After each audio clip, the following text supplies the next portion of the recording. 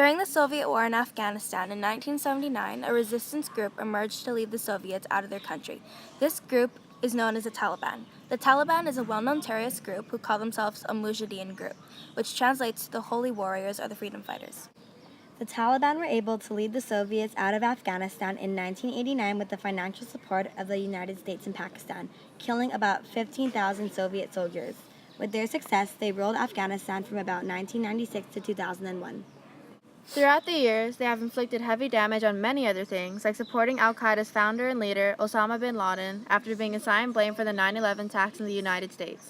Although soon after the United States bombed their strategic military bases in Afghanistan, they have made a strong recovery by moving to Pakistan in 2003 due to the fighting with the U.S. ally, NATO, and were able to hold off and kill 800 soldiers of the Pakistani military.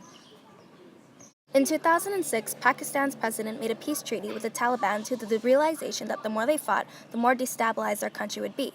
This treaty was broken when Pakistan attacked the Islamabad Red Mosque, allies of the Taliban. The Taliban carried out several suicide bombings in government and security offices. Due to these attacks, Pakistan's president stepped down to army chief in 2008. In December 2009, the Taliban offered the U.S. legal guarantees that wouldn't allow Afghanistan to be used for foreign attacks, and the U.S. didn't respond. The U.S. has planned targeted killings against Taliban leaders using special forces and unmanned aerial vehicles. British forces used similar tactics in Helmand province in Afghanistan to perform Operation Hemlick, killing 50 high and local Taliban commanders, and the Taliban has also planned targeted killings. In 2011 alone, Taliban assassinated many anti-Taliban leaders, such as former Afghan President Bernardin Rabbani, the police chief in northern Afghanistan, the commander of the elite anti-Taliban. The Taliban has killed 303 Pamir cops, Mohammed Dad, and the police chief of Kunduz, Abdul Rahman Sid Kylie. All of them belong to the Massoud faction of the United Front. The U.S. Department of Defense believes that the Taliban had a 40-man unit called Jihad Kandahar used for undercover operations, possibly including assassinations of other foreign leaders. The Taliban is known as a Pashtun Islamic fundamentalist group that practices the religion Islam.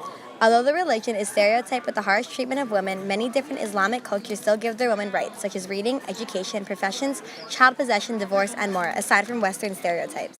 The purpose of the Taliban is to spread Sharia law, as well as many other terrorist groups and allies of the Taliban. Sharia law is an Islamic system that provides an alternative to secular models of governance, giving fewer rights to women. Even if traditional Muslim law gives women some rights, as you can tell, they want to spread this belief by the only way they know how to, violence.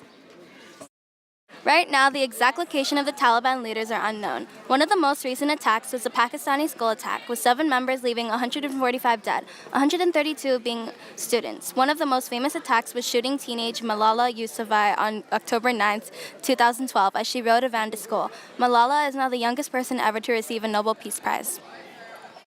Another notable attack occurred in October of 2007, when the Taliban killed 139 and wounded 250 Pakistanis near a procession for 81 children and choir members were killed due to a suicide bombing at the Protestant All Saints Church of Pakistan, in which a section of the Taliban claimed this attack, blaming the U.S. for performing drone strikes in tribal areas of the country. The White House has recently stated on January 29 that although the Taliban has performed terrorist-like attacks and are allies with terrorist groups, the Afghan Taliban are not considered terrorists. Although they are under suspicion in recent attacks that have killed 30 people in one attack and 16 killed and 30 wounded in a suicide bombing, they are in a different classification. So, who's to blame? Although the Taliban's actions are due solely to their religious beliefs, it is very violent and unnecessary, even if Pakistan and other foreign countries have upset them. Is it the Taliban, or is it our fault? We believe that even though they have their reasons, the Taliban is to blame.